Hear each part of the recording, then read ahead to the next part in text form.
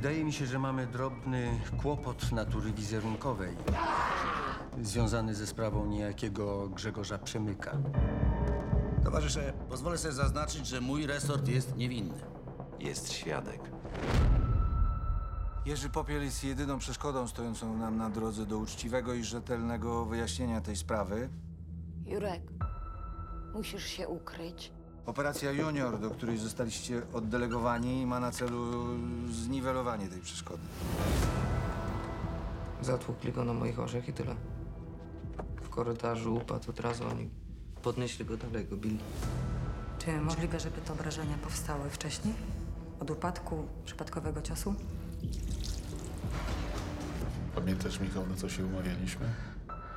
Znasz scenariusz? Nie zepsuj tego tym razem. Oni próbują ukręcić sprawie łeb, to jest wszystko kłamstwo. To dzięki wam się ta rodzina zaczęła sypać. To teraz trzeba to dokończyć. Syn został pobity. Sprawiedliwość będzie tylko, jeśli przeżyjesz. Nie można się dogadać? Żyć normalnie? Chodzi o to, żebyś kogoś nie skrzywdził tymi swoimi zeznaniami. Głupio, żeście to, towarzysze, rozegrali. Sami żeście tego chłopaka stworzyli. To sami sobie teraz z tym radźcie.